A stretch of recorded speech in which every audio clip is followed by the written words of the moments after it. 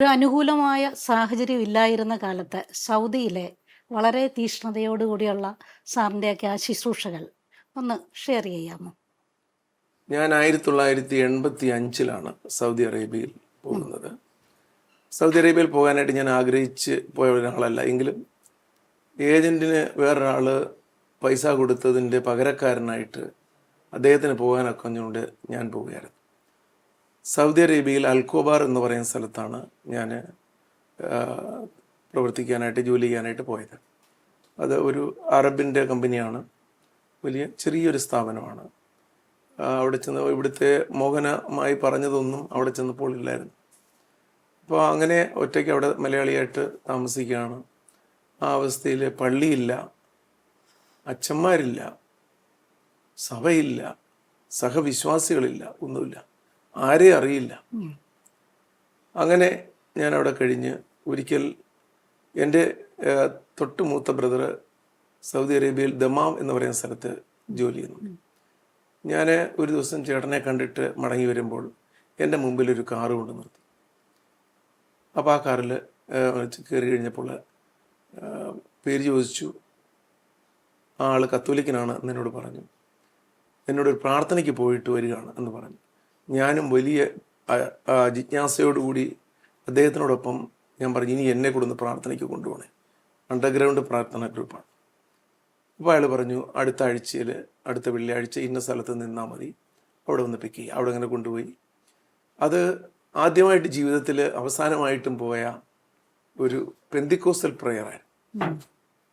അങ്ങനെ ഇരിക്കെ ഞങ്ങളുടെ ഈ സ്ഥലത്ത് തന്നെയുള്ള ഒരു ഇക്യുമെനിക്കൽ കൂട്ടായ്മയിൽ പ്രവർത്തിക്കുന്ന ഒരു മാർത്തോമാ സഭയിൽപ്പെട്ട ഒരാളുടെ വീട്ടിൽ വെച്ച് പ്രാർത്ഥന നടക്കുന്നുണ്ട്.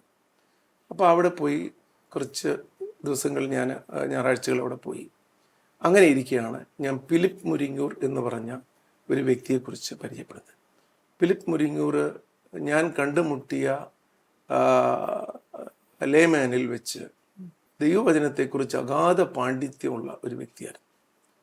ജീവിതത്തിൽ അങ്ങനെ തന്നെ ആയിരുന്നു. അദ്ദേഹത്തിൻ്റെ സമ്പാദ്യങ്ങളൊക്കെ കിട്ടുന്നതിൻ്റെ 10% എടുത്തിട്ട് ബാക്കി മുഴുവൻ പാവപ്പെട്ടവർക്ക് കൊടുക്കുന്ന ഒരു വ്യക്തിയായിരുന്നു. അദ്ദേഹവുമായി പരിചയപ്പെട്ടു.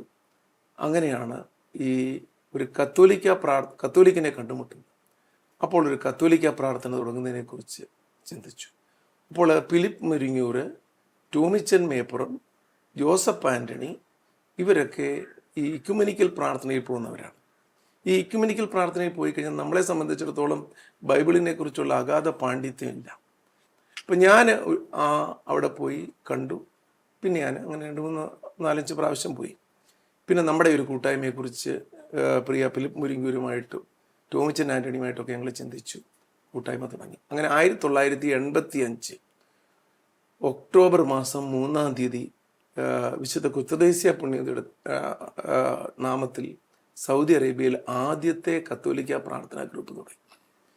അന്ന് ഞങ്ങളെല്ലാവരും ബാച്ചിലേഴ്സ് പോലെയാണ്. വിവാഹിതർ ഉണ്ടെങ്കിൽ പോലും കുടുംബം അവിടെ ഇല്ല. ഒരു കത്തോലിക്കൻ പോലും ഒരു വീട് തുറന്നു തരാൻ തയ്യാറല്ല. അങ്ങനെയാണ് തോമസ് ജോർജ് എന്ന് പറയുന്ന മാവേലിക്കരക്കാരൻ, ഒരു ഓർത്തഡോക്സ് വിശ്വാസിയായ ആൾ, അദ്ദേഹം പറഞ്ഞു, എൻ്റെ വീട് തുറന്നു തരാം. അങ്ങനെ സൗദി അറേബ്യയിൽ ആദ്യത്തെ കത്തോലിക്ക പ്രാർത്ഥനാ ഗ്രൂപ്പ് ഈ പറയപ്പെടുന്ന ഞങ്ങളൊക്കെ ചേർന്ന് അതിൻ്റെ നേതൃത്വത്തിൽ ചേർന്ന് തുടങ്ങി. പിന്നുള്ള ജീവിതം മുഴുവനും ഈ കൂട്ടായ്മയുടെ പേര് KCCFK എന്നാണ്, Kerala Catholic charismatic fellowship Al Khobar. Khobar എന്നായിരുന്നു ഞങ്ങൾ ആയിരിക്കുന്ന ഗ്രാമം. എന്നാൽ പിന്നെ അത് സൗദി അറേബ്യ മുഴുവനും വ്യാപിച്ചപ്പോൾ ഞങ്ങൾ കിങ്ഡം ഓഫ് സൗദി അറേബ്യ എന്നാക്കി. ആ ഞങ്ങൾ വിപുലീകരിച്ചു. പിന്നുള്ള ജീവിതം മുഴുവനും കമ്പനിയിൽ ജോലി ചെയ്യുക, ബാക്കി മുഴുവനും കൂട്ടായ്മ ജീവിതത്തിന് വേണ്ടി മാറ്റിവെച്ചു. അപ്പോൾ അങ്ങനെ കൂട്ടായ്മയ്ക്ക് വേണ്ടി സൗദി അറേബ്യയിൽ അനേക സ്ഥലങ്ങൾ നടന്ന് എടുത്ത് പോയി. ഏകദേശം 40ഓളം യൂണിറ്റ് അണ്ടർഗ്രൗണ്ട് ഗ്രൂപ്പുകൾ തുടങ്ങി. അവിടെയൊക്കെ അവർക്ക് പ്രീച്ചിങ് മിനിസ്ട്രി നടത്തിയിട്ട് അവരെ വചനം പ്രഘോഷിക്കാനായിട്ട് പ്രാപ്തരാക്കാനായിട്ട് ഒരുപാട് പ്രയത്നം ഈ കൂട്ടായ്മ കഴിഞ്ഞിട്ട് ചെയ്യും. അത് കഴിഞ്ഞ് കുഞ്ഞുങ്ങളെ സൺഡേ സ്കൂൾ പഠിപ്പിക്കാനായിട്ട് വലിയൊരു ശൃംഖലയുണ്ടായിരുന്നു. അവിടെ നിന്ന് സ്വോത്രകാഴ്ച വീഴുന്നതൊക്കെയും പാവപ്പെട്ടവർക്ക് വേണ്ടി കൊടുക്കുമായിരുന്നു. നമ്മുടെ മുരിങ്ങൂർ ഡിവൈൻ ധ്യാന കേന്ദ്രം ഇപ്പോൾ ഇരിക്കുന്ന ആ റിട്രീറ്റ് സെൻറ്റർ വാങ്ങിക്കാനായിട്ട് അന്നത്തെ കാലത്ത് 1% പണം ഞങ്ങളുടെ കൂട്ടായ്മയിൽ നിന്നാണ് അയച്ചു കൊടുത്തത്. ആദ്യമായിട്ട് മുരിങ്ങൂർ ധ്യാന കേന്ദ്രത്തിന് ഒരു വീഡിയോ റെക്കോർഡിങ്, അന്ന് വീഡിയോ ഒന്നുമില്ല, ആദ്യമായിട്ട് കൊണ്ട് കൊടുത്തത് ഞങ്ങളാണ്. സുൽത്താൻ ബത്തേരിയിൽ ഒരു ധ്യാന കേന്ദ്രം തന്നെ പണിത് കൊടുത്തു. ഞാൻ പറഞ്ഞ അങ്ങനെ ഒരുപാട് സംഭവങ്ങൾ ഞാൻ പറഞ്ഞ് കിട്ടിയ ആൾക്കാരുടെ ദശാംശങ്ങളൊക്കെ വെച്ച് ചെയ്തിരുന്നു. അത് കഴിഞ്ഞിട്ട് അവിടെ അന്ന് അരാംകോ എന്ന് പറയുന്നൊരു കമ്പനി മാത്രമാണ്, ലോകത്തിലെ ഏറ്റവും വലിയ കമ്പനിയാണ്. അപ്പോൾ അവിടെ മാത്രമാണ് അണ്ടർഗ്രൗണ്ടിൽ ഒരു പ്രീസ്റ്റ് ഉണ്ടായിരുന്നു, ഒരു അമേരിക്കൻ ഒരു പ്രീസ്റ്റ് ഉണ്ടായിരുന്നു. അത് കൂട്ടായ്മയുടെ ലീഡേഴ്സിന് മാത്രമേ അവരെക്കുറിച്ച് അറിയുള്ളൂ, ആരാണെന്ന് പോലും. അപ്പോൾ അദ്ദേഹത്തിൻ്റെ അടുത്ത് പോയി അദ്ദേഹം വിശുദ്ധ കുർബാന തന്ന് ഞങ്ങളുടെ വിടും, ഞങ്ങളുടെ ഗ്രൂപ്പുകളിൽ കൊടുക്കാനായിട്ട്. കുർബാനയുമായിട്ട് പോകുന്ന എൻ്റെ ജീവിതത്തിലെ ഏറ്റവും എനിക്ക് അവിസ്മരണീയമായ, അല്ലെങ്കിൽ എനിക്ക് ഒരിക്കലും ദൈവം ഇത്രയും വലിയ സ്നേഹം എൻ്റെ മേൽ ചുരിഞ്ഞു എന്നത് വിശുദ്ധ കുർബാന കയ്യിലെടുക്കാനുള്ളൊരു ഭാഗ്യം എനിക്ക് തന്നുള്ളതാണ്.